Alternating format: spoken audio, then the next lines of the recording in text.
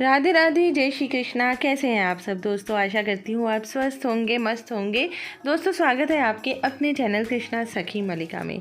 दोस्तों आज है फुलेरा दूज। जी हाँ, फाल्गुन माह के शुक्ल पक्ष की द्वितीय तिथि को फुलेरा दूज का त्यौहार मनाया जाता है और ऐसे में फुलेरा दूज जो आ रही है वह 12 मार्च को मनाया जा रहा है। 12 मार्च 2024 को फुलेरा दूज भगवान कृष्ण की पूजा के लिए समर्पित त्यौहार है। भक्त मथुरा और वृंदावन में कृष्ण मंदिरों में जाते हैं, फूलों का आदान प्रदान करते हैं और होली मनाते हैं। ये जो त्यौहार होता है ना दोस्तों, सुख, धन, प्रेम और समृद्धि लाता है। पूजा विधि में पवित्र स्नान और घर की सफाई भी इस दिन शामिल होती है। और दोस्तों आपको पता है कि इस दिन हमें क्या करना चाहिए? तो अक्षत और दुर्वा से भगवान का पूजन करना चाहिए। उन्हें फूल, फल, मिठाई का भोग लगाना चाहिए।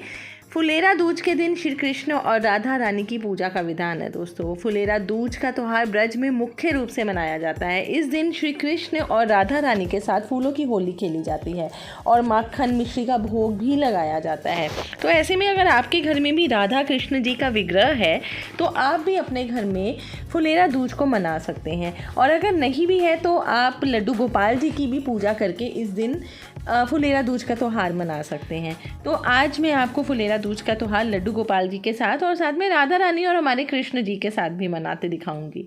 तो सबसे पहले आप सुबह सुबह उठ जाइए और स्नान वगैरह से पवित्र हो जाइए, निवृत्त हो जाइए और उसके बाद भगवान को स्नान करवाने के लिए उनको उनके आसन से उठाकर जिस पात्र में आप स्नान करवाती हैं इस पात्र को तैयार कर लीजिए।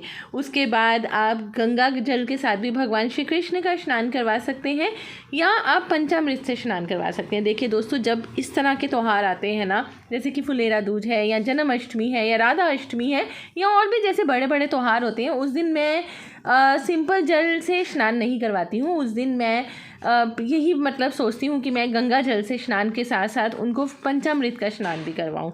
तो हो सके तो आप बीच में थोड़ा सा चंदन डाल दीजिए, रंग डाल दीजिए। तो कि इस दिन तो आप जानते ही होंगे कि फुलेरा दूज वाले दिन से ही होली का शुरुआत हो जाती है। तो वैसे तो बसंत से हो जाती है, लेकिन फुलेरा दूज से ये होता है कि जो बाकी के दिन होते हैं ना होली के, आज से शुरू हो जाते हैं। और इस दिन फुलेरा दूज के दिन से हम होली का त्यौहार जो वृंदावन में, मथुरा में, ब्रज में मनाया जाता है ना, तो उसकी शुरुआत हो जाती है। फूलों से मंदिर सजाया जाता है। घर में जो मंदिर हम बनाते हैं, राधा कृष्ण जी का मंदिर होता है, उसमें भी फूलों से पूरा त्यौहार मनाया जाता है और रंगों का इस्तेमाल किया जाता है। तो आप भी इसी तरह से रंग वगैरह का इस्तेमाल कीजिए, फूल वगैरह लाइए। भगवान जो लड्डू गोपाल हैं, भगवान कृष्ण है ना दोस्तों, उनको जो सबसे प्रिय त्यौहार होता है ना उनका, वो यही है, होली का त्यौहार है। तो फुलेरा दूज से ये होली का त्यौहार शुरू हो जाता है। उसके बाद आप दोस्तों जो गौ माता होती है, वो गौ माता का भी आप ज़रूर स्नान इस दिन करवाइए, क्योंकि गौ माता जो है वह श्री कृष्ण की बहुत प्रिय है। माता का ही वह उनको दर्जा देते हैं और इस तरह से आप गौ माता को भी पंचामृत स्नान करवाइए और साथ में थोड़ा सा उसके अंदर चंदन डाल दीजिए। नहीं तो थोड़ा सा जैसे कि पीला अक्षत होता है ना, पीला जो रंग होता है, आप उसका भी इस्तेमाल करके गौ माता को और भगवान कृष्ण को स्नान करवा सकते हैं। और अगर आपके पास बाल राधा रानी है तो बाल राधा रानी को भी आप स्नान ज़रूर करवाइएगा इस दिन। उसके बाद आप गौ माता की पूजा कीजिए। पूजा में अक्षत, फूल, सिंदूर, रंग वगैरह ज़रूर लगाइए। उनको फूलों की माला पहनाइए, उनके ऊपर वस्त्र उनको धारण कराइए। मतलब जिस तरह से आपकी श्रद्धा हो वह श्रद्धा ज़रूर कीजिए। अपनी श्रद्धा को ज़रूर भगवान के आगे अर्पित हमें ज़रूर करना चाहिए। साथ में दीपक ज़रूर जला के रखिए। दोस्तों मैं हमेशा जब भी भगवान कृष्ण को या भगवान को स्नान करवाती हूँ ना, या उनके वस्त्र वगैरह श्रृंगार वगैरह करती हूँ, तो एक दीपक ज़रूर जला के रखती हूँ उनके पास। देसी घी का दीपक जलाइए ताकि उस तेज से भगवान और ज़्यादा खूबसूरत निखर कर आए, जो उनका तेज होगा। तो फूलों से फुलेरा दूज वाले दिन, जैसे कि फूलों का ही नाम है फुलेरा दूज पे, तो फूलों से इस दिन ज़रूर भगवान को सजाइए। भगवान लड्डू गोपाल को सजाइए, गौ माता को और उनके बछड़े को भी फूल ज़रूर अर्पित कीजिए। और कई लोगों के पास दोस्तों इस दिन जो मंदिरों में, जैसे कि मैं आपको विधान बता रही हूँ, मंदिरों में फूल बंगला भी पूरी सजाया जाता है। तो अगर आपके पास घर में फूल बंगला है तो आप फूल बंगले में भी लड्डू गोपाल जी को विराजमान कर सकते हैं और उनका श्रृंगार कर सकते हैं। और अगर नहीं है तो कोई बात नहीं है, हो सके तो आप उस फूल बंगले की जगह आप फूलों का इस्तेमाल कीजिए। जो असली फूल मिलते हैं बाज़ार से, उन फूलों को लेके आइए और तरह तरह के फूल लाइए। भगवान को तरह तरह के फूलों से सजाइए, श्रृंगार कीजिए, उनका जो दरबार है भगवान का, उस दरबार को भी बहुत खूबसूरती से सजाइए। तो उसके बाद लड्डू गोपाल को नए नए वस्त्र पहनाइए, वस्त्र भी ऐसे पहनाइए जो बहुत ही थोड़े हैवी होते हैं ना, जैसे कि त्योहार है तो त्योहारों के ऊपर हमें थोड़े हैवी वर्क वाले ही वस्त्र पहनाने चाहिए। साथ में उनको मिठाई वगैरह अर्पित कीजिए। सात्विक जो भी प्रसाद आप बनाएं, खीर बनाइए, मालपुए बनाइए, जो आपका मन करे, या गुजिया जैसे कि होती है होली पे, इस तरह का भी आप सामान घर में बना सकते हैं, तो वो भी भगवान के आगे ज़रूर अर्पित कीजिए।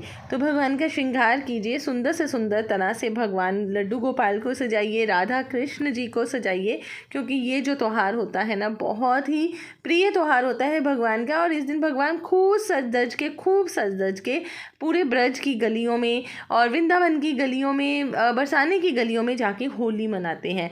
तो इस दिन हमें भी खुद भी अच्छी तरह से तैयार होना चाहिए और भगवान लड्डू गोपाल को भी हमें तैयार ज़रूर करना चाहिए।